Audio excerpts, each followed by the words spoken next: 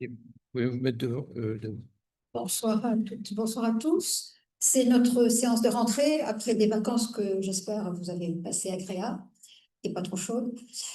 Donc ce soir, nous allons euh, évoquer j'allais dire un pâté de maison, euh, dans l'arrondissement. euh,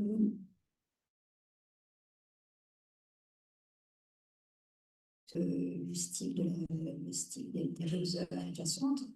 Et qui va nous être dans l'histoire à la fois architecturale et son histoire aussi, tout court, va nous être évoqué par Madame Coulangean, qui est doyenne de la faculté des lettres donc de l'Institut catholique, diplômée de l'école du Louvre.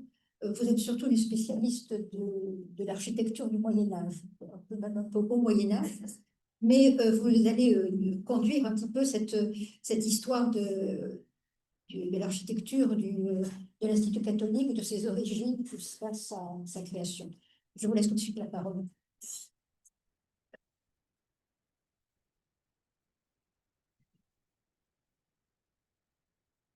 Installez-vous.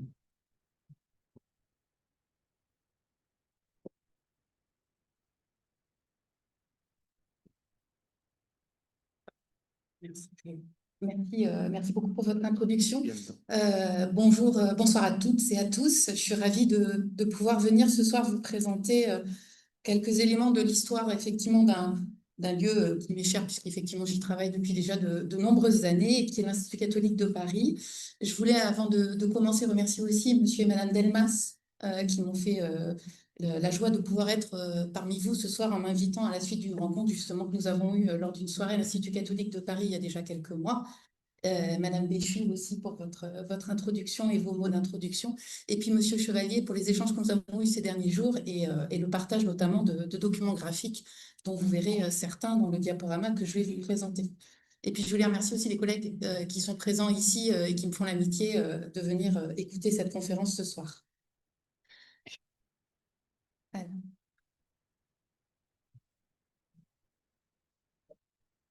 Hop, c'est bon. Faut insister.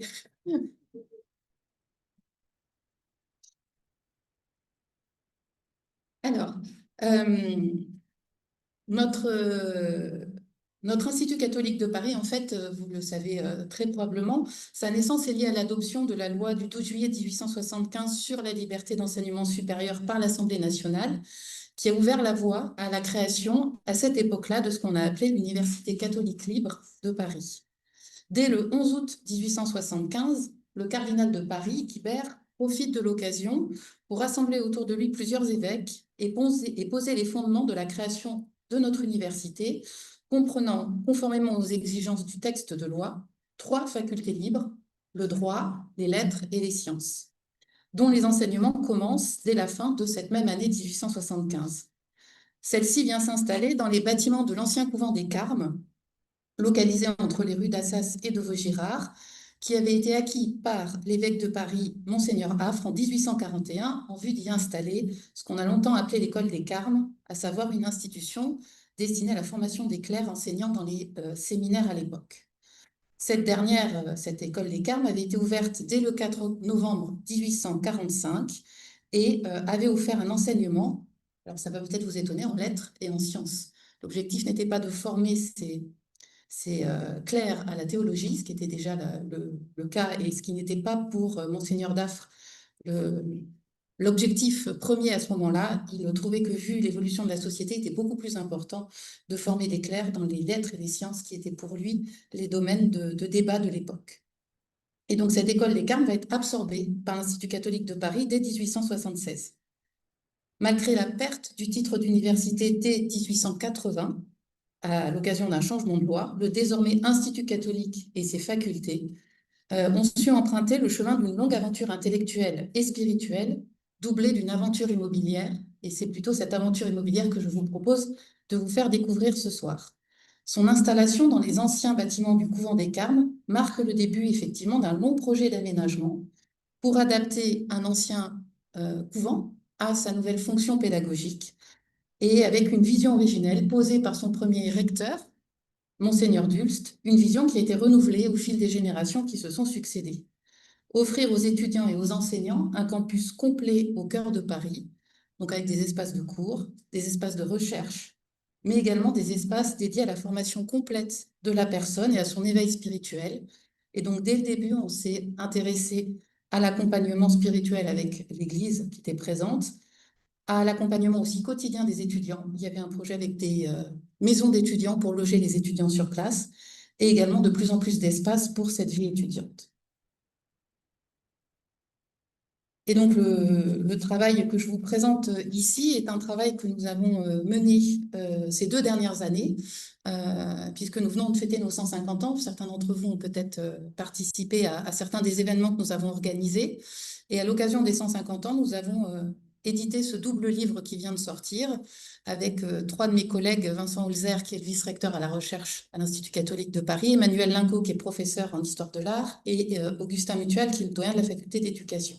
Et donc, nous avons coordonné cet ouvrage collectif, ce qui nous a amené à nous plonger en fait dans les archives et à redécouvrir un petit peu l'histoire du site et puis à pouvoir compléter certains aspects qui n'avaient pas forcément été mis en valeur jusqu'ici. Notre Institut catholique est très grand, en termes même, ne serait-ce même qu'immobilier. Je ne peux pas tout montrer en l'espace de cette conférence. Donc, j'ai décidé de mettre l'accent sur 2 aspects principaux. Tout ce qui touche à l'héritage architectural du couvent des Carmes dans un premier temps, qu'il a fallu adapter et compléter. Et dans un second temps, nous nous pencherons justement sur le projet innovateur de Monseigneur d'Ulst, qui a été mis en œuvre par un architecte qui s'appelle Gabriel Ruprecht-Robert. Et c'est la fameuse partie en briques qui détonne autant dans le quartier dans lequel nous sommes. Et cette histoire architecturale, en fait, elle a encore peu attiré l'attention des chercheurs jusqu'à présent.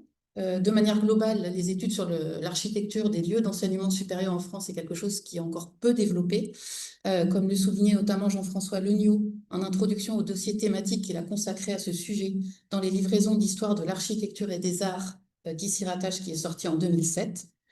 Et c'est dans ce numéro de cette revue que figure finalement la seule étude vraiment scientifique un peu poussée sur l'histoire architecturale de l'Institut catholique de Paris, qui avait été réalisée par Anne Georgeon Lisken et qui était fondée sur un travail déjà assez poussé de dépouillement de fonds, que ce soit dans les archives de l'ICP, mais aussi dans les archives de la ville de Paris et dans les archives de l'Archevêché, qui sont les 3 principaux centres d'archives où on va pouvoir retrouver de la documentation. Et elle avait eu également la chance de pouvoir discuter à l'époque avec des membres de la famille de Gabriel Ruprecht-Robert, des descendants de Gabriel Ruprecht-Robert. Donc voilà, donc nous venons essayer un petit peu de compléter ce premier travail et pouvoir l'amener un petit peu plus loin. Alors, pour commencer, donc, comme je vous disais, je vais partir dans un premier temps de l'origine, puisque nous sommes venus nous installer dans un ancien couvent, qui est le couvent des Carmes, que je pense que vous connaissez sans doute, notamment par son église Saint-Joseph des Carmes, qui est l'une des plus anciennes églises baroques de la ville de Paris. Les origines de ce couvent des Carmes sont plutôt bien connues. La fondation a été autorisée par la reine Marie de Médicis, qui a elle-même posé la première pierre de l'église le 21 juillet 1613. L'église est bénie dès l'année 1620 et elle est consacrée 5 ans plus tard, en 1625. Je ne vais pas m'attarder trop sur cette église pour une raison toute simple, c'est que nous avons une collègue, Madame Alicia Adamzac, qui est une spécialiste d'histoire de l'art moderne, qui est en train de faire une étude sur l'église. Donc, je ne vais pas empiéter sur le travail qu'elle est en train de mener. Et d'ici quelques temps, peut-être qu'elle viendra d'ailleurs vous le présenter elle-même ici, ce serait une belle occasion.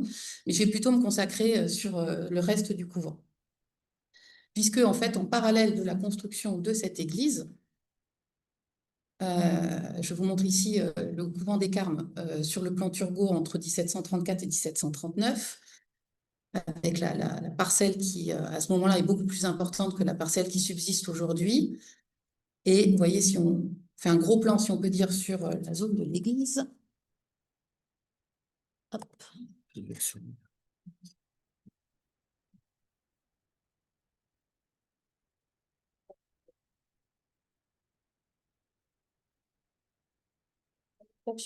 Voilà, flèche. Donc voilà, Saint-Joseph des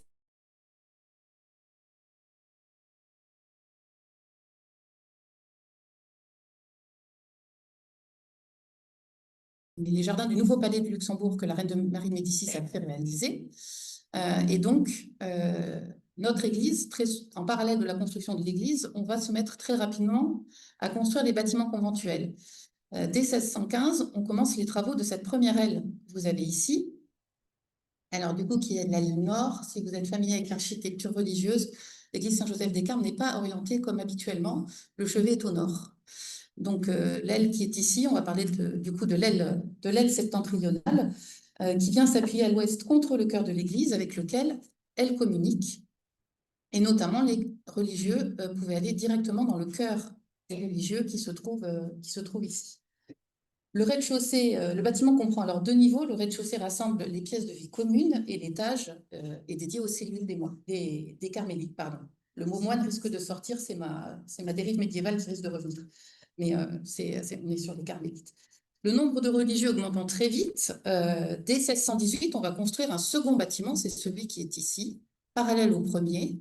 Donc on va appeler l'aile méridionale du couvent, et qui comprend à cette époque-là également 2 niveaux. En 1630, on rassemble les 2 ailes par ces 2 galeries intermédiaires qui créent des cours intérieures. La première cour ici va se transformer en cloître, appuyée contre l'église Saint-Joseph-des-Carmes.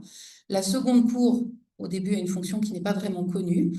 Je ne reviendrai pas dessus, du coup, je le cite très rapidement.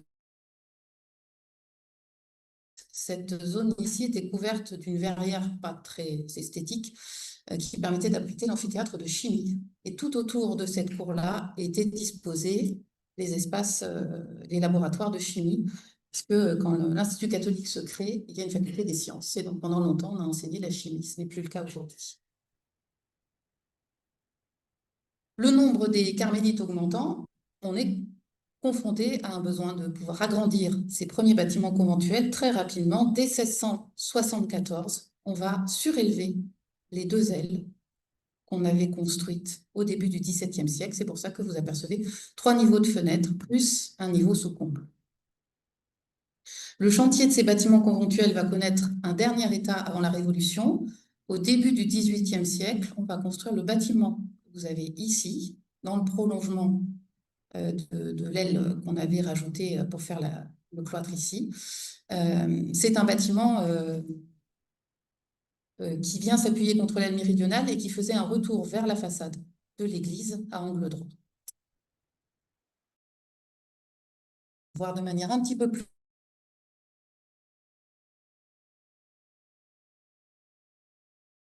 Carmes, que vous apercevez ici sur une ancienne photo aux alentours de 1900, avec la fameuse vue sur l'escalier des Martyrs. C'est là où les religieux ont été tués au moment de la Révolution. Et puis, vous avez une vue ici, plutôt aujourd'hui, qui permet de voir un petit peu les différences dont je vous ai parlé. On voit très bien les 2 niveaux. Alors, il y a un entresol supplémentaire dans cette partie du bâtiment. C'est pas juste, mais bon, c'est comme ça. Mais vous voyez les 2 premiers niveaux originels et vous voyez très bien la surélévation. Si vous regardez bien, les premiers niveaux, il y a peu de pierres taillées pour les encadrements des fenêtres. On avait choisi une mise en œuvre un peu plus sobre. Et quand on surélève le bâtiment, par contre, les encadrements de baies deviennent systématiques, avec des chaînages aussi qui sont beaucoup plus réguliers dans les parements. Voilà l'aile méridionale qui donne cette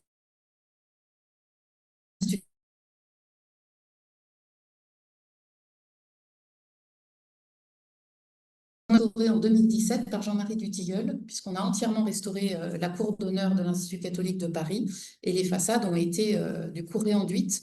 Donc ici, vous avez une très belle façade qui est mise en valeur par le travail de l'architecte, mais on devine un tout petit peu les encadrements appareillés dans le niveau supérieur qui se devinent quand même sous l'enduit qui a été mis en place et qu'on ne voit pas du tout au niveau inférieur. Donc c'est une architecture qui est plutôt de qualité, assez solennelle quand même, mais avec une économie de moyens finalement qui répond aux exigences de l'ordre des carmélites qui visent justement à vivre dans une certaine sobriété. Voilà quelques vues intérieures, une chapelle qui est aménagée à proximité du chœur, en fait, une petite porte qui est ouverte ici, qu'on devine sur la photo et qui donne à l'intérieur du chœur de l'église. Ici, c'est le chœur des religieux qui est derrière le maître-autel et le retable monumental que vous apercevez quand vous rentrez à l'intérieur de Saint-Joseph-des-Carmes. C'est la particularité, l'arrière-chœur est séparé du reste de l'église, ce qui permettait aux religieux de s'isoler. Toujours dans cette partie de l'abside de l'église, vous avez aujourd'hui la bibliothèque du séminaire des Carmes qui est aménagée. Et à gauche, voici un couloir avec les cellules des Carmélites qui est resté dans son état d'origine du XVIIe siècle, avec ces grandes portes bleues un peu massives et un aspect presque un petit peu carcéral que vous avez ici dans ce couloir qui est vraiment resté dans son état du XVIIe siècle. Voici le fameux cloître dont je vous parlais, qu'on a réussi à mettre en place en créant une cour dans les années 1630. Vous retrouvez ici la trace des grandes arcades qui étaient autrefois ouvertes et qui donnaient sur les couloirs, entre guillemets, qui entouraient le cloître, les galeries, excusez-moi, le terme galerie est meilleur. Et donc aujourd'hui, ce cloître est intégré à l'Institut catholique de Paris. C'est, comme vous le voyez, une salle de cours et de conférences qui vient d'être entièrement restaurée avec la mise en place d'une coupole, avec des petits creux qui sont ornés d'une petite dorure, dans l'objectif d'imiter l'architecture byzantine qu'on peut trouver dans l'ancienne Constantinople notamment.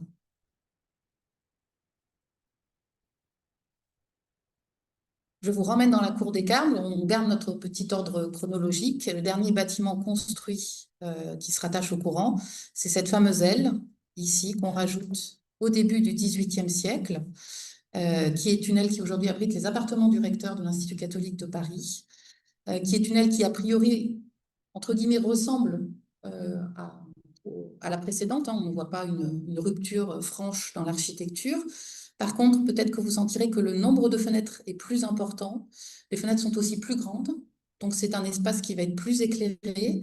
Et à l'intérieur, on a des pièces, des grandes pièces en enfilade, hautes de plafond, avec un aménagement beaucoup plus luxueux, si on peut dire. On voit qu'on change vraiment d'orientation dans l'architecture que l'on met en place ici.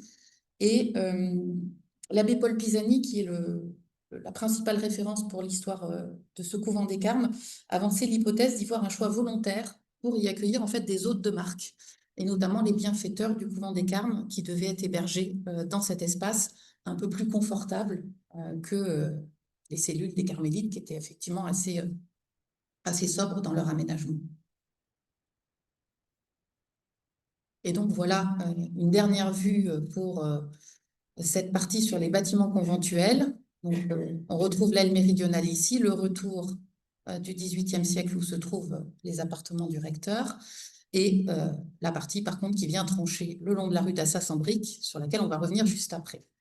Et à titre de comparaison, vous voyez la même vue vers 1900. Donc si on regarde juste les bâtiments anciens, alors je ne sais pas si ça se devine bien sur les photos, mais à part le fait qu'on a enlevé les volets aux fenêtres, finalement il y a quand même eu peu d'évolution. On voit qu'on a bien préservé cette architecture. Vous apercevez simplement ici, je ne sais pas si vous voyez bien ma souris, mais il y a un petit escalier qui descend vers un espace qui était déjà creusé. Alors aujourd'hui, cet espace est aussi creusé, mais il est creusé beaucoup plus largement pour atteindre le grand amphithéâtre qu'on a creusé sous la cour d'honneur il y a quelques années. À cette époque-là, ce petit escalier permet en fait d'aller dans les fameuses salles de chimie et d'accéder à la cour de chimie qui se trouve juste derrière. Et ce qui est intéressant aussi, c'est que cette photo a été prise avant la reconstruction des bâtiments le long de la rue d'Assas, et on aperçoit les masures, entre guillemets. J'utilise ce terme parce que c'est celui qu'utilise Monseigneur Dulst à l'époque pour caractériser ces bâtiments un petit peu disparates qui longent la rue d'Assas, dans lequel des espaces de cours ont été aménagés un petit peu de briques et de brocs, et qu'il va faire démolir pour pouvoir reconstruire les structures qui sont actuellement conservées. Mais finalement, la cour, vous voyez, a assez peu changé, parce qu'elle était un petit peu plus végétalisée autrefois, et qu'aujourd'hui, on est parti sur un projet plus minéral dans la restauration qui vient d'en être faite. Et donc, l'aile septentrionale est aujourd'hui occupée par le séminaire des Carmes, mais l'aile méridionale que vous avez ici, un étage appartient encore au séminaire des Carmes, mais le reste appartient à l'Institut catholique de Paris. Alors, ce ne sont pas des espaces de cours, mais vous avez la cafétéria du Crous pour les étudiants, ici, en bas, et les autres étages, ce sont les bureaux administratifs de la faculté de sciences sociales, d'économie et de droit, qui est la faculté qui est installée dans ce bâtiment.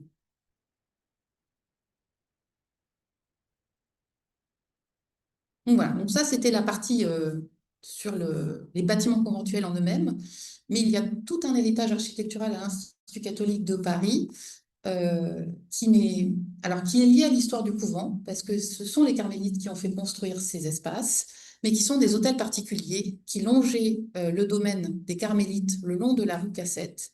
Et certains de ces hôtels, avec le temps, ont fini par rejoindre l'ensemble de l'Institut catholique de Paris.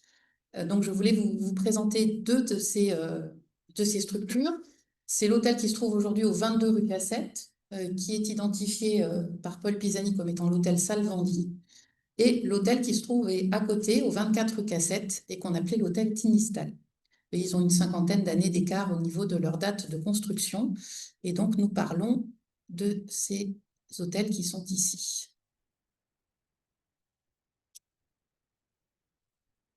Et donc, lorsque Marie de Médicis fonde ce couvent des Carmes en 1613, on est dans une zone qui est encore peu construite. C'est une zone essentiellement constituée de jardins qui offre finalement au début une grande tranquillité aux carmélites, qui est quelque chose qu'ils recherchent. Mais cette situation ne va malheureusement pas durer, très probablement d'ailleurs en lien avec l'installation de la reine dans le palais du Luxembourg voisin. C'est un quartier qui assez vite va se lotir avec des hôtels particuliers. Et du coup, c'est quelque chose qui met en péril le calme de nos religieux. Et donc, ceux-ci vont avoir l'idée, en fait, de lotir eux-mêmes les bordures de leur couvent, particulièrement le long de la rue Cassette. Alors, c'est très intéressant parce que ça va leur permettre justement de maîtriser les regards indiscrets sur leur domaine, puisque comme ce sont eux, entre guillemets, les promoteurs, si vous me permettez cette expression, ce sont eux qui décident comment on place les fenêtres des gens qui vont border leur domaine. Et puis, du coup, comme ce sont des hôtels qu'ils vont mettre en location, c'est quelque chose qui va leur apporter un revenu relativement important. L'abbé Paul Pisani, qui a étudié cet aspect-là, dénombre à la veille de la Révolution, pour tout le couvent des Carmes, un hôtel particulier et 4 maisons situées rue Cassette, 5 hôtels particuliers et 3 maisons le long de la rue du Regard, et un hôtel qui s'appelle l'hôtel de Toulouse, entre l'angle de la rue du Regard et la rue du Cherche-Midi, et le tout apportant un revenu annuel estimé à 66 000 livres à l'époque, ce qui est relativement important. Et donc, de tout ceci, ce sont seulement ces deux hôtels-là qui ont une histoire qu'on peut retracer, qu'on peut à nouveau relier à l'Institut catholique de Paris. Voici le premier hôtel particulier, celui qui se trouve aujourd'hui au 22 rue Cassette, donc éventuellement l'hôtel Salvandi qu'on a parfois attribué à l'architecte du roi de l'époque qui s'appelle Siméon Lambert, a connu une histoire assez mouvementée, mais finalement c'est l'histoire aujourd'hui dans les archives de l'ICP qu'on arrive le mieux à retracer. Donc il ouvrait sur la rue Cassette par un portail à bossage que je ne vous ai pas mis ici. Ici on vient juste de franchir le portail, et donc c'est un hôtel qui est organisé entre cour et jardin. Donc c'est très caractéristique au XVIIe siècle dans les hôtels parisiens. On sépare une cour par un mur de refend avec un portail de la rue. On a la façade sur rue qui a ce plan très perpendiculaire, et en général de l'autre côté il y a une ouverture sur jardin. Donc là on a quelque chose de vraiment très typique de l'architecture des hôtels particuliers de l'époque. Cette propriété on la connaît bien au moment de sa vente. Avant c'est le flou. Mais au moment de sa vente comme bien national, en 1793, on a la première publication sur Folle Enchère qui est conservée dans les archives de l'Institut catholique de Paris. Et du coup, on a une description de l'hôtel, ce qui nous permet de nous assurer que c'est à peu près cet hôtel-là, parce que ça correspond bien, puisqu'il y a une problématique, c'est que les numéros dans la rue Cassette ont changé avec l'histoire. Donc, c'est un petit peu casse-tête de s'y retrouver dans les archives du 19e siècle. Et très souvent, c'est la description de l'hôtel qui permet d'être sûr qu'on ne se trompe pas de bâtiment. Et donc, à ce moment-là, on nous dit que l'hôtel comprend un corps principal de logis à 2 étages avec comble, avec une aile en retour au nord, donc le nord sera à droite, avec 2 étages également, alors que l'aile méridionale ne comprend qu'un rez-de-chaussée et un entresol. Ces ailes latérales accueillent alors écuries, remises, et il y a également un puits dans la cour. Les pièces du logis à l'intérieur sont alternativement dans le document qui décrit à cette époque, carrelés en pierre ou en carreaux de terre cuite. Ne fait pas mention de parquet comme la pièce que vous pouvez voir ici. Les appartements des 2 premiers niveaux et sont ornés de cheminées à chambranles de marbre, comme vous voyez ici à gauche, surmontées de glaces qui sont elles-mêmes entourées de moulures sculptées. Les murs sont recouverts de lambris en bois, alternativement d'appui ou de hauteur. Et ici, vous avez un des meilleurs, un bureau de direction aujourd'hui, mais une des pièces les mieux préservées de cette époque-là, où vous retrouvez les lambris, la cheminée et encore le miroir avec son encadrement. On sait qu'il y a une pièce avec une niche pour accueillir un poêle au premier étage. Les 2 niveaux supérieurs, par contre, sont aménagés de manière plus simple. Les lambris disparaissent dans la description. Il n'y a plus de chambranles en marbre, sauf dans une seule pièce. Ce sont des chambranles en pierre pour les cheminées. Et du coup, les encadrements sont également beaucoup plus simples. Et donc, vous avez ici un des rares vestiges bien préservés de ces aménagements, ainsi que le très bel escalier avec sa rampe en fer forgé qui témoigne de ces premiers dispositifs. De l'autre côté du logis, sur la façade jardin, donc le jardin est mentionné dans l'acte de vente de 1793, il est indiqué comme étant séparé de celui des Carmes par un mur de clôture. Vous apercevez le mur ici, surmonté de grilles. Et alors malheureusement, nous sommes en travaux, donc il y a des algécos derrière, mais c'est bien le jardin des Carmes que vous avez juste à côté. Et il est bordé au nord par un corps de bâtiment comprenant un cabinet sur chaque niveau, ce que vous avez ici. Descriptions qui permettent de bien identifier ce bâtiment. Au fil des décennies, dans le courant du 19e siècle, l'hôtel va se développer, il va être agrandi. Donc on arrive à suivre dans les archives tous les changements de propriétaires qui sont assez nombreux, je ne vais pas tous les passer en détail. Et au fur et à mesure qu'il y a des actes de vente, on redécrit l'hôtel et on arrive à retracer comme ça les différentes évolutions. Je vais juste prendre 2 dates, 1892 et 1952. En 1892, on vend une nouvelle fois l'hôtel. C'est une certaine Marie-Julie Seignot, veuve Binot, qui en fait l'acquisition. Et là, quand on décrit le bâtiment, revenir ici, celui-ci est composé cette fois-ci de 3 étages, puis un niveau supplémentaire sous comble pour les 3 ailes de l'hôtel particulier. Et vous voyez que c'est ce qu'on a aujourd'hui. Et pareil, on voit très bien en fait les parties anciennes. Vous avez les encadrements en pierre qui sont présents sur les 2 premiers étages qui étaient mentionnés en 1793 et qui, vous voyez, ne figurent pas sur les parties qui sont ajoutées après coup. Et toute l'aile sud, qui ne comprenait qu'un seul rez-de-chaussée avec un entresol, a sans doute été entièrement refaite, puisque vous voyez qu'elle est complètement dépourvue de ces encadrements en pierre. Par contre, ici, on retrouve la trace, vous voyez, de grandes arcades qui correspondent très bien à des ouvertures pour des écuries, telles que c'était mentionné dans l'acte de 1793. Donc, les surélévations, du coup, se laissent facilement deviner quand on regarde un petit peu attentivement le bâtiment. L'acte de vente mentionne, et on revient au jardin, au fond du jardin, à droite, un atelier d'artiste qui est alors loué au rez-de-chaussée à un peintre dénommé Roger de Beaufort. Et nous parlons probablement ici de ces fameux cabinets qui étaient mentionnés en 1793, qui, vous voyez, sont très largement ouverts par des baies. Et notamment ici, il y a 2 grandes fenêtres quadrangulaires, une ici et puis une qui donne sur la façade, sur le jardin. Et ça correspond tout à fait à l'esthétique des ateliers de peintres de cette époque-là. Plusieurs peintres sont d'ailleurs mentionnés dans les documents d'archives de l'ICP comme ayant séjourné dans cet hôtel au 19e siècle. Alors, outre, je vous avoue, il n'est pas très connu, je n'ai pas trouvé grand élément dessus. Nous retrouvons la trace, par contre, de Jacques-Émile Lafon, connu comme un peintre d'histoire, conservateur au musée de Tours, qui a séjourné dans cet hôtel en compagnie de son épouse Marie-Antoinette Louise Aimée Choiselat, dont la famille a possédé l'hôtel entre 1853 et 1862. Et cette période correspond justement à celle où Jacques-Émile Lafon décore l'une des chapelles de l'église Saint-Sulpice, la chapelle Saint-François-Xavier. Donc, il est assez facile d'imaginer que quand il a séjourné dans l'hôtel particulier, c'était sans doute notamment au moment où il travaillait à Saint-Sulpice.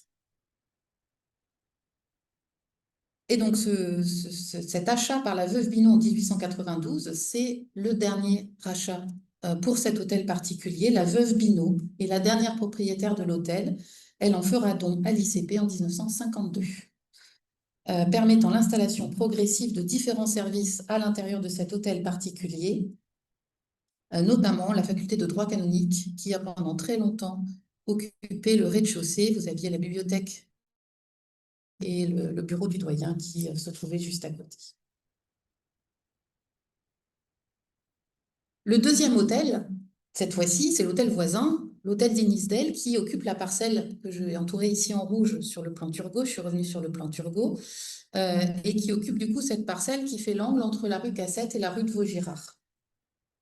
Donc cet hôtel, lui, est connu pour être construit au début du XVIIIe siècle. Il s'appelle Victor Thierry Dailly, qui est un architecte qui est connu à l'époque pour travailler pour plusieurs communautés religieuses parisiennes et justement pour lotir comme ça des zones qui font partie de possessions conventuelles. Il a ainsi fait construire 19 maisons bordant l'église de Saint-Germain-des-Prés et les Carmes l'avaient sollicité sans doute pour cet hôtel-là et aussi pour une série d'hôtels le long de la rue du Regard. Le nom d'Inisdel, par contre, est plus tardif. Il vient du comte d'Inisdel qui en fait l'acquisition en 1807, sans doute pas totalement par hasard, puisque le comte d'Inisdel était marié avec Catherine-Louise Sylvine de Séglières, et en fait qui était la sœur de Camille de Soyer.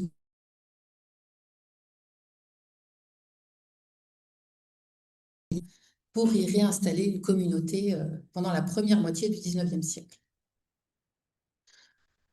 L'hôtel va par la suite changer plusieurs fois de main dans le courant du XIXe siècle. Et là, par contre, dans les archives de l'ICP, on perd la trace, on n'a pas l'historique. Mais on retrouve dans les sources de l'ICP la mention en 1890 de la vente de l'hôtel d'Inisdel, justement à l'Institut catholique de Paris. L'acquisition va se faire par une société immobilière, la Société civile immobilière de la rue Cassette, fondée par Monseigneur Dulst, qui est le premier recteur de l'ICP, et représentée légalement par Marie-Joseph Chaubert, qui était professeur à l'ICP et secrétaire général de l'ICP. L'ICP a une structure à deux têtes. Il y a un recteur qui est une personnalité souvent cléricale et en tout cas un professeur académique, et qui s'occupe du coup de tout ce qui est académique à l'ICP. Et il y a un secrétaire général qui, lui, s'occupe de tout ce qui est juridique, financier, immobilier, etc. Donc, il y en a, depuis les origines, on a cette double organisation, cette double direction au sein de l'Institut catholique de Paris. Donc, la propriété que l'ICP achète est alors décrite dans le bulletin de l'Institut catholique. Elle occupe une surface rectangulaire, donc qui va de l'église Saint-Joseph ici à la rue Cassette et qui occupe aussi du coup cette zone-là. Le corps de logis principal qui est ici seulement, vraiment à la base du cercle, est de manière assez atypique, orienté de manière perpendiculaire à la rue. On n'est pas du tout sur le même type de plan qu'on avait pour l'hôtel précédent. Et l'angle entre la rue Cassette et la rue de Vaugirard est occupé par des jardins. Gabriel Ruprecht-Robert, sur le projet duquel on va revenir un tout petit peu plus tard, avait prévu justement dans son projet global de détruire l'ensemble et de le remplacer par une grande salle de congrès, ce que vous apercevez ici sur le plan. Je suis désolée, les deux plans ne sont pas orientés de la même façon. Voilà l'objectif premier. Et le projet n'aboutira pas et cette zone angulaire sera perdue par l'ICP au fil des péripéties de l'histoire. La grande problématique étant la loi de séparation de l'Église et de l'État en 1905 qui va faire perdre pas mal de possessions justement à l'Église. La parcelle est rachetée en 1909 par un architecte qui s'appelle Louis Saunier et qui va y construire l'immeuble qui existe toujours aujourd'hui à l'angle entre la rue de Vaugirard et la rue Cassette. Monseigneur Dulst va par contre montrer un intérêt rapide pour la partie construite de la propriété, l'hôtel de 1704, dont il souhaite faire, je cite, « une petite cité universitaire destinée à abriter les étudiants amis du calme et du travail ». Fin de citation.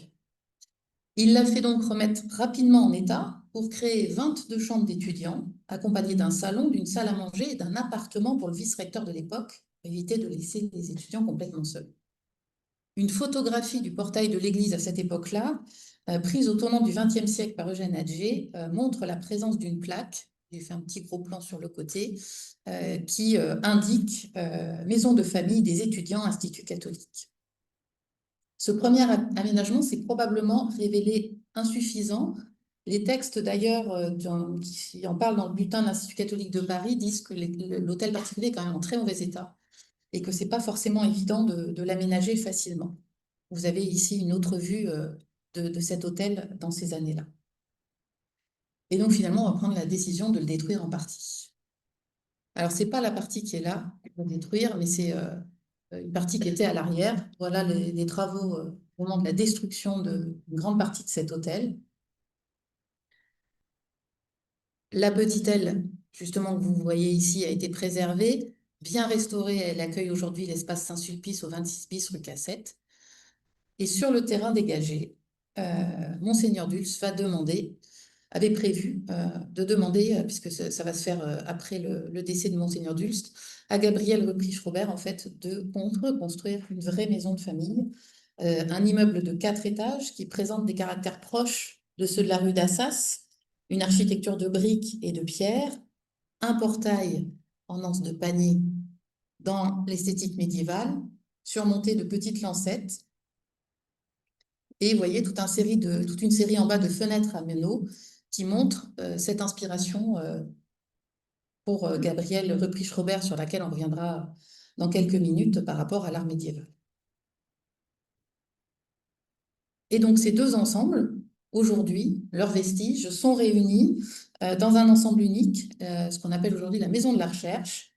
Elle a été inaugurée le 26 mai 2021 à la suite de travaux de revalorisation et de réaménagement par Jean-Marie Dutilleul. Cette étape constitue la deuxième phase du chantier de restructuration du campus de l'ICP après la cour d'honneur. Et c'est vrai que c'est un projet, je suis passée un peu vite pour la cour d'honneur, mais le projet que nous développons avec Jean-Marie Dutilleul est vraiment le résultat d'une rencontre, d'une collaboration extrêmement féconde entre les partis pris artistiques de cet architecte et la volonté politique qui préside à l'aménagement des bâtiments de l'ICP, qui a fait le choix de garder son campus au centre de Paris, ce qui n'est pas vraiment un choix forcément très courant en ce moment où les grandes universités ont tendance à délocaliser. Donc, c'est vraiment un souhait de rester ici, de rester au cœur du 6e arrondissement, de rester dans ces bâtiments historiques et de savoir les adapter, les transformer pour finalement répondre aux besoins actuels et aussi à la croissance des étudiants, parce qu'effectivement, nous avons une période où nous avons un nombre d'étudiants qui augmente. Et donc, ces grandes lignes, finalement, trouvent un écho particulier dans les convictions de Jean-Marie Dutilleul, qui s'intéresse au respect au temps, qui s'inscrit dans une volonté de restaurer des ensembles patrimoniaux pour protéger leur histoire, mais pour leur permettre aussi de continuer à exister et de répondre justement aux défis contemporains et de s'intéresser au rapport à l'humain. Et donc, vous voyez cette entrée monumentale qui s'est faite pour la Maison de la Recherche. On a entièrement créé cet espace que vous avez ici avec un mur de verre qui ouvre sur un grand hall que vous avez ici. C'est quelque chose qui a été entièrement construit à ce moment-là.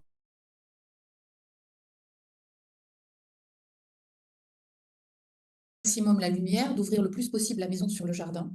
Et après, les aménagements intérieurs visent à créer des espaces de rencontre, des espaces d'échange, en plus des espaces traditionnels de cours et administratifs qu'on peut trouver dans une université.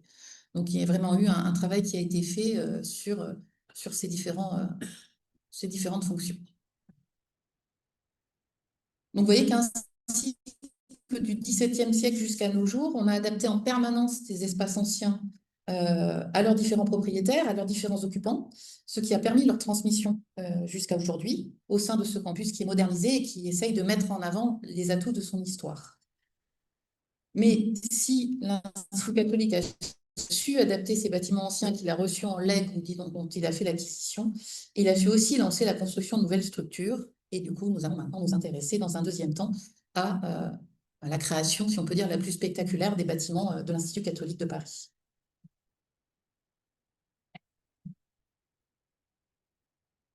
Donc, notre Institut catholique, je vous ai dit, a été fondé en 1875.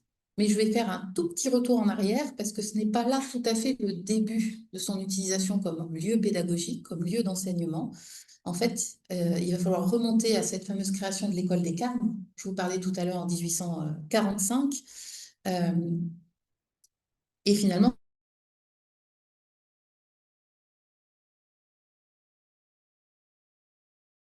l'espace pédagogique, la MU est initiant effectivement. Et donc, Monseigneur As avait fait l'acquisition des vestiges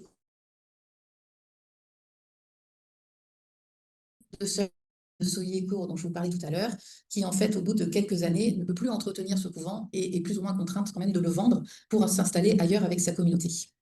Et donc l'école rencontre un succès rapide, à tel point qu'il est décidé dans les années 1840 de créer une division laïque à cette école, qu'on va appeler l'école préparatoire, pour former des élèves à entrer dans les écoles du gouvernement. Et l'ouverture de cette division laïque va entraîner une augmentation d'effectifs importante qui va nécessiter de construire de premiers bâtiments. Et notamment dès 1858, il est décidé de détruire une petite annexe qui se trouvait dans le prolongement du bâtiment rectoral pour créer cette grande aile qui borde aujourd'hui la cour d'honneur à droite quand vous rentrez dans la cour d'honneur.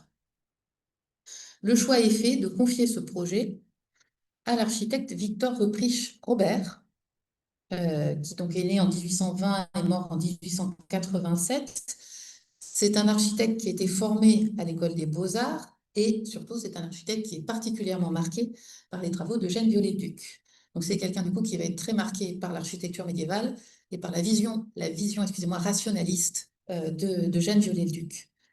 C'est un architecte diocésain qui travaille en Normandie, une grande partie de sa carrière. C'est un grand spécialiste du coup d'architecture normande.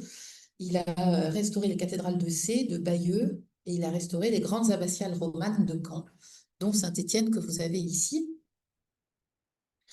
Cette connaissance précise de l'architecture normande lui permet de publier une grande synthèse, une des premières grandes synthèses sur l'architecture normande médiévale, qui s'appelle l'architecture normande au XIe et XIIe siècle en Normandie et en Angleterre. Pour notre école préparatoire, il va livrer un bâtiment, vous voyez, qui comprend un rez-de-chaussée avec un premier étage qu'il va surélever très vite à la demande de la direction de l'école. Cette construction, a priori, maintient une certaine unité architecturale avec les bâtiments conventuels du XVIIe siècle. On voit qu'on reste sur des parements assez simples qui sont enduits, un usage assez restreint de la pierre de taille sur les ouvertures. Par contre, des chaînages qui s'imposent verticalement de manière beaucoup plus régulière que ce qu'on faisait au XVIIe siècle, ce qui va créer une certaine scansion verticale et qui traduit cette volonté un petit peu de rationalisme. Et au rez-de-chaussée, vous avez des grandes arcades à arcs surbaissés qui vont permettre de faire un clin d'œil justement cette fois-ci à cette architecture médiévale. On va rappeler l'image du cloître, on va rappeler avec cette forme d'arc surbaissé l'architecture de la fin du Moyen-Âge et on va ainsi commencer à introduire une esthétique qui va tourner autour de la fin du Moyen-Âge qui va marquer la suite de l'architecture des constructions. Vous l'avez ici, le même bâtiment, mais vu de l'autre côté, avec cette photo ancienne du coup de la Société historique du 6e arrondissement, où vous retrouvez cette vision très carrée, extrêmement régulière de l'architecture qui est scandée par les chaînages horizontaux et verticaux. Quelques années plus tard, on poursuit les commandes à Victor Ruprecht Robert et dans le prolongement de l'aile qu'on vient de voir, on va fermer la cour d'honneur sur la rue de Vaugirard, vous voyez, avec un projet qui est quasiment équivalent à celui qu'on vient de voir avant, et d'où la mise en place des grandes arcades qui ouvrent aujourd'hui sur la rue de Vaugirard. Et c'est sur du coup, cette configuration qu'arrive Monseigneur Dulst avec la création de l'Institut catholique en 1875. L'action pionnière de Monseigneur Dulst, couplée au mauvais état de conservation, alors à ce moment-là, des bâtiments du couvent des Carmes, pas ceux qu'on vient de voir qui sont tout neufs, mais ceux du XVIIe siècle sont quand même pas en très bon état. Les masures qui bordent la rue d'Assas sont aussi des bâtiments qui ne sont pas adaptés. Donc tout ceci va rendre rapidement indispensable la réalisation de grands travaux qui vont donner un aspect définitif à la cour d'honneur. Mais faute d'argent et en raison de certaines péripéties politiques, le projet sera toutefois ralenti et il va mettre près de 60 ans à se terminer. Le projet est lancé en fait au début des années 1890. Pour le financer, Monseigneur Dulst lance une grande souscription afin de financer les travaux.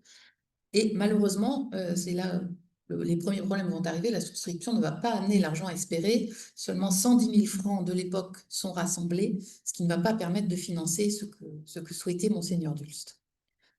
Au moment où on lance la souscription, on lance un concours.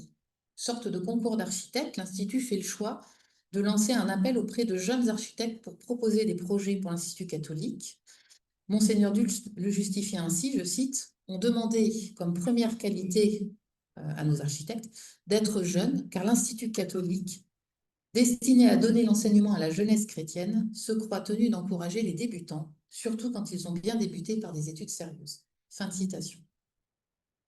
Une commission est alors nommée par le cardinal archevêque de Paris, comprenant notamment le recteur, les administrateurs et des représentants des 4 facultés de l'époque, droit, lettres, sciences et théologie. Et parmi les projets reçus, va être sélectionné celui de Gabriel Ruprecht-Robert, qui est le fils de Victor, dont nous venons de parler, qui a été l'élève de son père, qui est alors âgé de 31 ans, donc il est en tout début de carrière. Quelque part, heureusement, c'est comme ça que ça va lui permettre de rester au bout jusqu'à la fin du projet, qui ne se terminer que dans les années 1930. Gabriel Ruprecht-Robert va proposer un plan dont on a une version ici qui a déjà été un peu remaniée, mais c'est le seul plan qu'on ait de son projet global. Il propose en fait une restructuration complète du site. Il envisage de relocaliser, donc il garde l'église, qu'il a quand même gentiment marqué conservé. Il envisage de créer une sorte de cour, cloître, ici, où il installerait tous les séminaristes autour. Et il propose de rassembler les espaces universitaires de l'autre côté, autour d'une cour d'honneur, entourée de bâtiments qui sont entièrement reconstruits. Et donc, il envisageait de détruire le couvent des Carmes, à l'exception de l'église.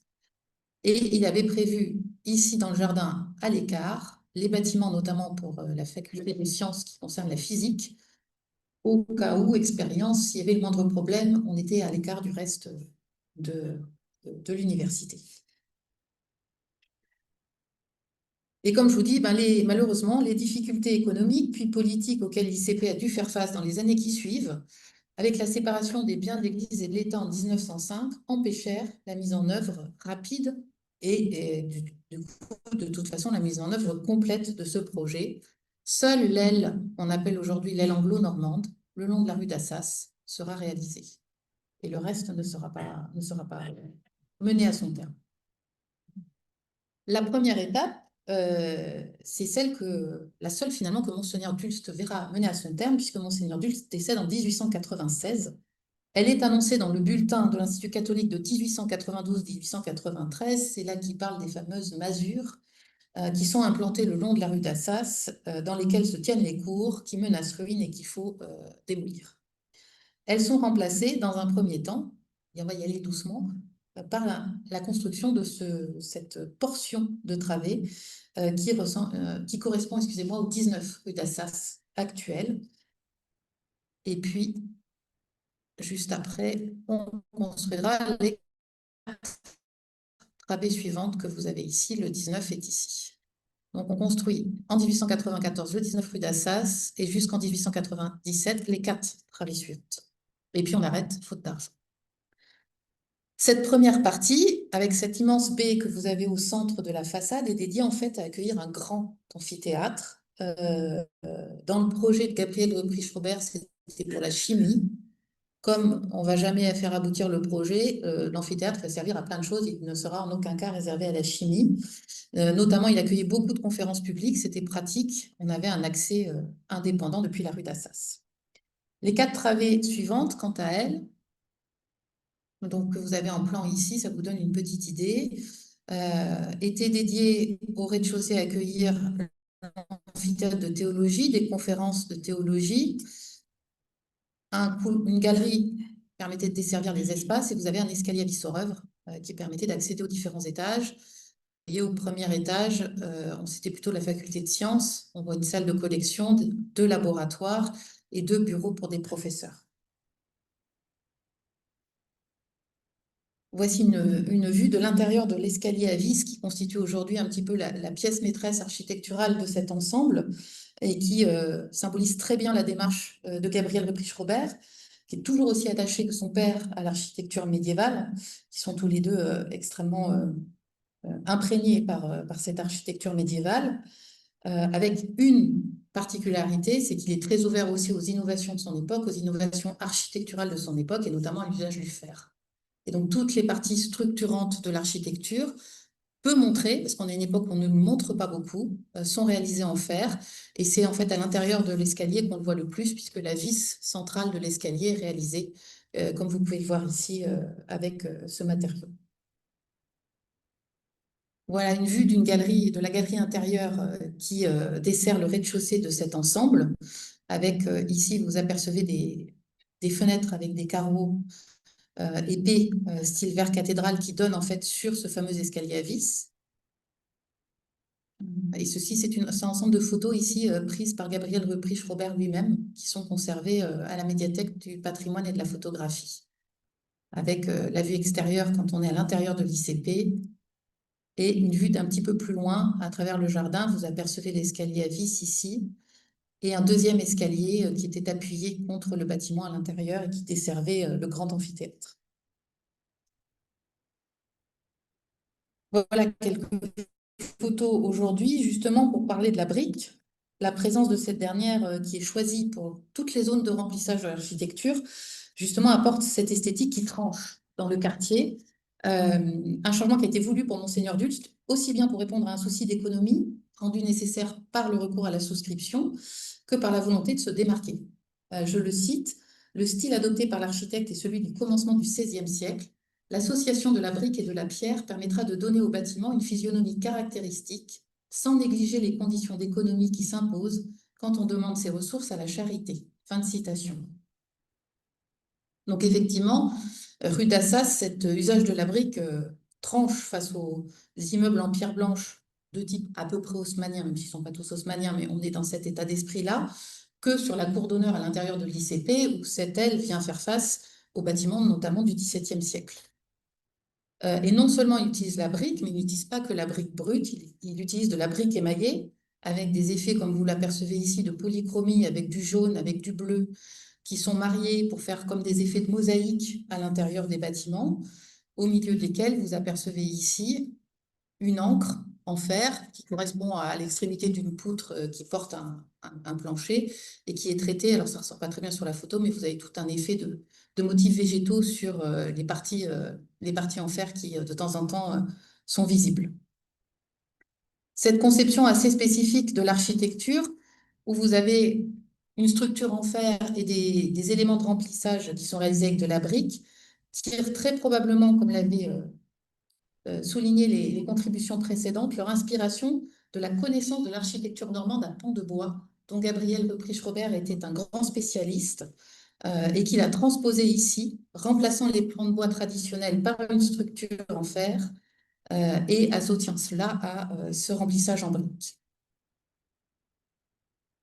Voilà encore d'autres détails ici. Vous apercevez sur l'escalier notamment les petits boutons végétaux, si on peut dire, qui correspondent à toutes les poutres en fer qui sont insérées dans la structure pour porter les différents niveaux des marches d'escalier. Donc ça, c'était, comme je vous disais, la première partie à la fin du 19e, et puis les travaux vont alors être interrompus, d'abord faute d'argent, puis pour des raisons politiques jusqu'en 1930. C'est la loi de séparation des biens de l'Église et de l'État en 1905 qui vient compliquer la situation de l'ICP, qui était jusqu'alors locataire de l'évêché de Paris et qui va devenir locataire de l'État, ce qui finalement va empêcher tout projet immobilier jusqu'à ce que l'ICP fasse l'acquisition de l'ensemble des locaux, à l'exception de l'église Saint-Joseph des Carmes. Et donc, depuis le 29 juillet 1927, l'Institut catholique est propriétaire de l'ensemble de ces bâtiments. Et le projet reprend. Le projet reprend dans un premier temps, en 1930. Gabriel Ruprecht-Robert, je vous disais, quand il a commencé, il était jeune, donc on a la chance que du coup, en 1930, il soit encore vivant pour pouvoir reprendre les travaux. Il reprend son projet et construit le pavillon d'angle entre la rue d'Assas et la rue de Vaugirard jusqu'au 21 rue d'Assas. Donc ici, c'est une vue aujourd'hui à droite et à gauche, une vue sans doute à peu près entre 1930 et 1933, puisque vous voyez que le bâtiment s'arrête et que la suite n'est pas encore construite au-delà du 21 rue d'Assas. L'architecte reste complètement fidèle au premier parti pris esthétique. Le seul changement, qui est d'ailleurs difficile à voir, c'est que le fer disparaît et est remplacé par le béton. Il s'est passé une trentaine d'années. Le matériau à la mode dans l'entre-deux-guerres, c'est le béton. Donc, il a remplacé le fer par le béton. Armé, pardon. Et l'élévation est un petit peu plus monumentale. On l'aperçoit mieux ici, quand on regarde un petit peu plus loin. Ici, à gauche, vous avez la partie de 1897. Là, je vous montre la partie réalisée en 1833, puisque la deuxième étape, en fait, va être en 1933, excusez-moi. La fin, le fait de relier les deux ensemble se fait en 1933. Et vous apercevez qu'on a rajouté des étages dans la partie haute qui se trouvent vraiment sous les combles. Mais sinon, là, vous avez côte à côte 1897 et 1933. Vous voyez qu'on a gardé exactement la même architecture, exactement le même parti esthétique, les petites zones de remplissage en briques polychrome avec des effets de motifs géométriques, les petites lucarnes avec des arcs trilobés qui viennent au-dessus, ici, des fenêtres dans la toiture et qui démontrent encore une fois toute l'esthétique médiévale qui est reprise. La volonté esthétique est restée la même.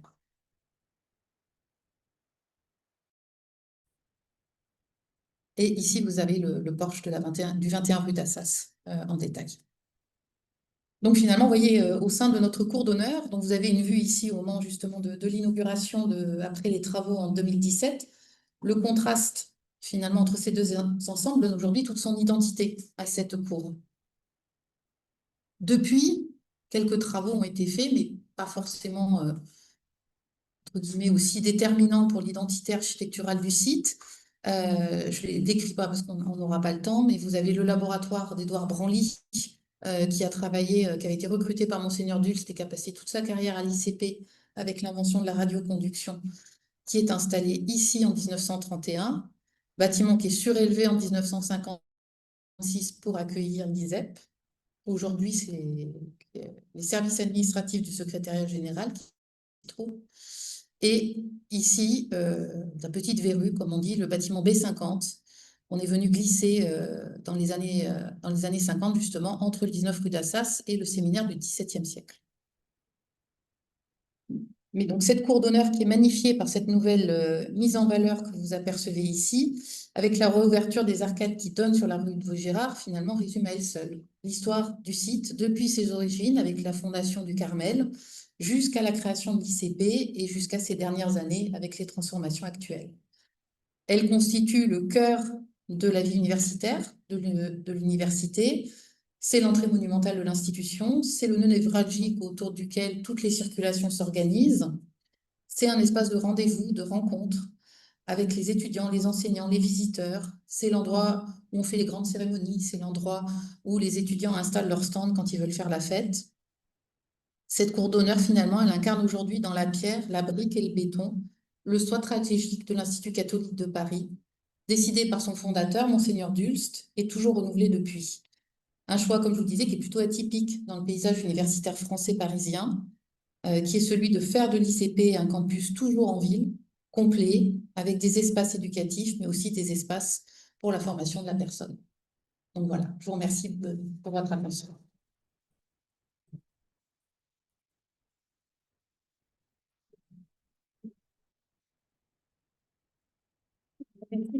Cette découverte de ce passé dont vous parlez tout à l'heure, vous voyez aucun qualificatif péjoratif, mais c'est vrai que c'est une masse qui tranche, comme vous l'avez très bien décrit, sur l'architecture de cette partie de l'arrondissement. Moi, j'avais, avant de passer la parole à la salle, j'avais une petite question. Vous nous avez fait voir ce couloir avec ce qui étaient les anciennes cellules. Oui. Qu'est-ce que contiennent-elles? Est-ce que ça a été conservé comme cellule, comme témoignage de l'architecture et de la vie, ou est-ce que c'est récupéré que pour des chambres, des bureaux? Oui. Alors du coup, le couloir, je vais retrouver la photo. On est vraiment dans les parties encore utilisées par le séminaire des Carmes, et ce sont les chambres des séminaristes. Alors, de ce que j'ai pu comprendre, j'ai jamais pu rentrer, on a pu pénétrer que dans le couloir, je crois que ça garde une certaine rigueur, une certaine sobriété remontant au XVIIe siècle. Par contre, il y a eu quelques aménagements du type de chauffage, il y a des petits coins avec des lavabos, donc ça, il y a eu des évolutions et je pense que le mobilier n'est plus le même. Mais sinon, c'est toujours utilisé pour les chambres de religieux. La deuxième, sinon question que moi, remarque, vous disiez que ces carmes étaient des promoteurs et j'ai eu le même sentiment pour m'être intéressée à l'hôtel du Châtelet, rue de Grenelle, qui est le ministère des Affaires sociales, si je puis dire, et qui avait été confié par bail amphithéotique par des carmes au duc du Châtelet pour justement faire construire son hôtel, mais c'était bien là aussi une volonté de promoteur. Vraiment, on a l'impression ils ont quand même le sens des affaires. Voilà. Oui, c'est vrai que j'ai utilisé ce terme qui est peut-être un peu anachronique, mais Oui, mais qui traduit bien ce oui, qu'ils oui, ce que leur effectivement, on sent intention. une volonté quand même assez claire. Oui, et puis également de dominer, enfin de maîtriser plus exactement les personnes auxquelles ils vont concéder justement ces terrains. Oui, c'est exactement ça. Avez-vous des questions? Y a-t-il à l'intérieur du bâtiment encore un musée Si. Y a-t-il encore à l'intérieur du bâtiment un musée? Alors, l'Institut catholique de Paris accueille 2 musées qui sont actuellement en cours de travaux. C'est le musée Édouard Branly, qui est aménagé justement dans l'ancien laboratoire d'Édouard Branly, et le musée Bibliothèque Sainte, qui est un musée qui appartient à l'association Bibliothèque Sainte, l'ICP l'héberge, et qui regroupe un certain nombre de collections, notamment des jardins de Cléran.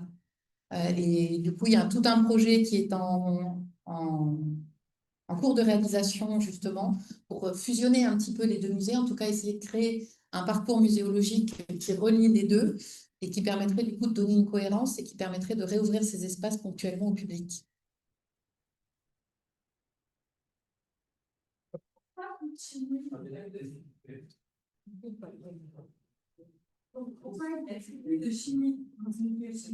Ah, je me souviens plus, j'avoue. Là, vous me posez une colle, je ne sais plus. Je suis désolée. Risque d'explosion. Non, je ne sais plus quelle est la raison. Oui, le jardin est toujours là. Le jardin est présent, il appartient au séminaire. Et donc, c'est vrai on coexiste entre le séminaire des Carmes et l'université catholique avec un partage du jardin autant que faire se peut. Et l'implantation de ce regard dont vous avez parlé, elle est où par rapport au séminaire des instituts? Par rapport au séminaire des instituts, maintenant, du coup, alors là, je vous avoue que je connais moins. Je vais remettre le plan, si ça part la rue du Regard est ici. Et à l'origine, le couvent des Carmes occupait la parcelle. Mais la rue du Regard est ici. Alors, par contre, je vous avoue que je visualise moins aujourd'hui. Ah non, pardon, oui, la rue du Regard, excusez-moi, je me suis trompée, c'est celle-là. Je me suis trompée. La rue du Cherche-Midi et la rue du Regard.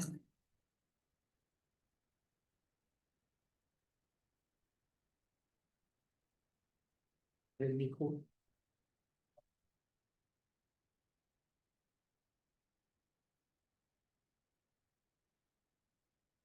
La première, c'est que la société historique a déjà une dizaine d'années organisé plusieurs visites de ces musées. Autant que je me souvienne, 3 visites du musée d'écriture et de la Bible, si je me souviens bien, et 2 du musée de Branly, qui était d'ailleurs confiné dans une petite salle. Et moi, j'avais trouvé que c'était tout à fait démarré. C'était la première remarque. Et donc, on fera peut-être, quand les travaux se termineront, avancer et renouveler ces visites qui a 10-15 ans. D'autre part, vous avez à un moment évoqué le nom de Choiseul. Alors, Choiseul, c'est C'est une famille assez bien industrielle qui était installée à l'emplacement de la mairie actuelle. Et sous la restauration, était un fondeur, un rosier très réputé, et qui a pratiquement rééquipé les églises de France de chandeliers, de vents d'hôtel, etc., que ce soit à Saint-Sulpice ou ailleurs. Donc, il a été extrêmement réputé. Et puis, dans son installation, sa fonderie a brûlé, je crois que ça c'est une entreprise assez. Alors, est-ce qu'il y a une parenté entre ce choix-là et la personne que vous avez citée, qui était peut-être une fille? Je pense, oui, je pense que c'est l'une de ses filles. Alors, nous avons dans un numéro de la Société historique, je crois 2007, un article justement sur Choiseul. Excusez l'imprécision, la référence. Bon, mais c'est parfait, je vais les regarder du coup pour vérifier.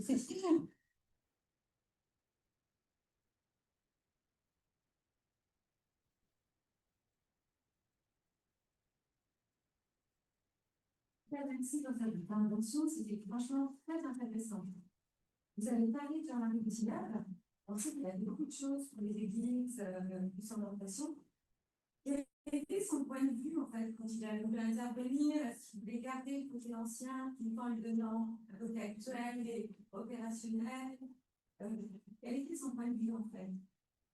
Oui, je pense que son intérêt pour le site, effectivement, vient du fait que c'est un site ancien et qu'on lui donnait le défi justement de le remettre en valeur et de l'adapter à nos nouveaux besoins. La première phase de chantier étant notamment entièrement tournée autour de la création de cet auditorium sous la cour d'honneur.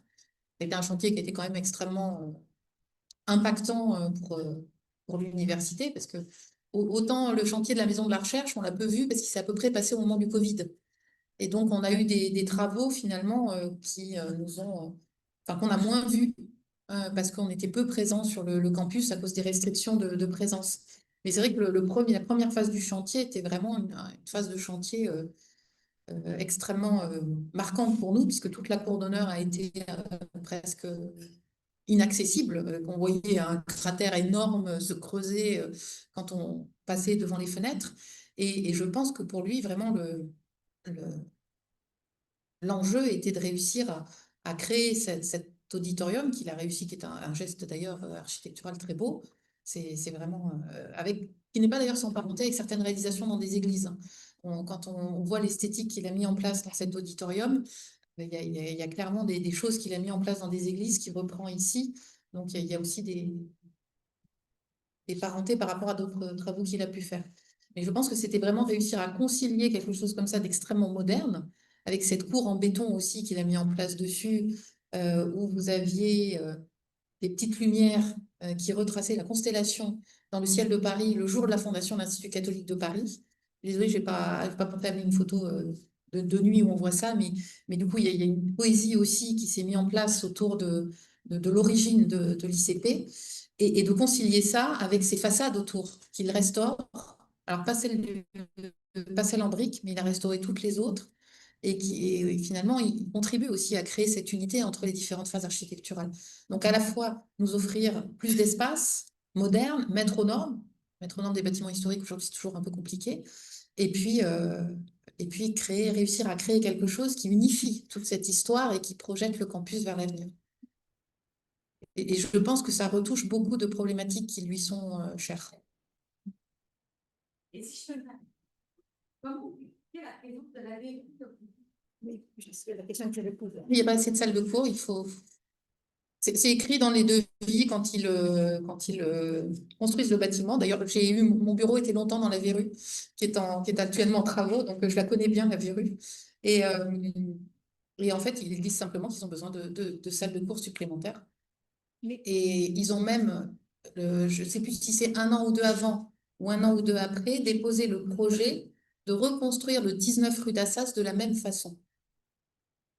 Et heureusement, ça n'a pas abouti parce qu'il y a des dessins d'architectes qui montrent l'aile en brique le long de la rue d'Assas, la verrue en béton comme le bâtiment que je vous ai montré en photo, puis après les immeubles un peu plus anciens qui reprennent.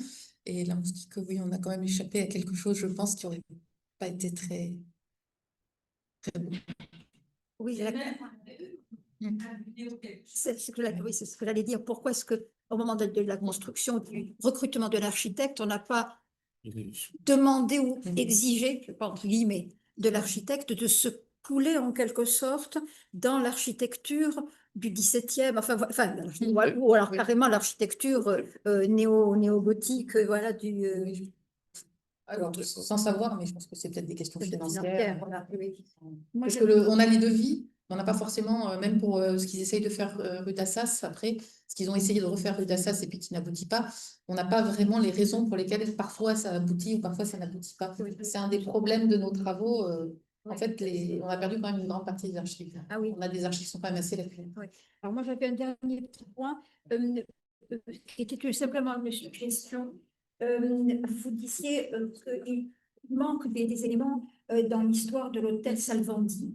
Et je me demande si, à travers les archives des notaires de Paris qui sont conservées aux archives nationales, on ne pourrait pas, en partant de la vente, si vous voulez, de la dernière vente, remonter l'origine de propriété, ça en remonte le fil. Voilà. Si, oui, Je pense que ça pourrait être une suggestion. Voilà. merci.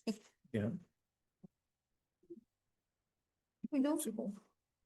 Oui, non, je crois que...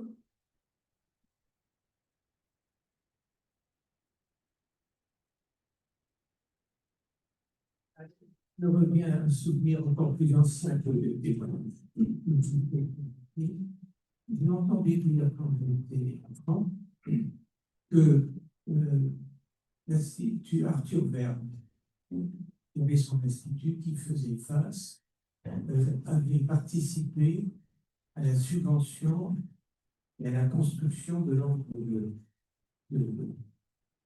entre la rue de Vaugirard et la rue d'Assas, bien qu'il fût protestant. C'est le souvenir. Alors, est-ce que c'est une légende? Est-ce que c'est une légende? Ou est-ce que c'est exact? C'est œcuménique. On va essayer de chercher.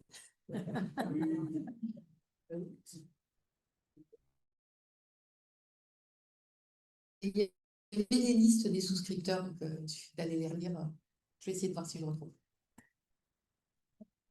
En tout cas, écoutez, nous vous remercions vivement pour cette conférence qui était passionnante. Je veux dire que les conférences d'architecture, moi, j'aime beaucoup ça. Mais je pense que je ne suis pas la seule et c'était vraiment partir du couvent, voir comment on adapte des éléments conventuels à une architecture qui est une architecture fonctionnelle pour de l'enseignement. Je crois que c'était une très belle démonstration. En tout cas, très grand merci.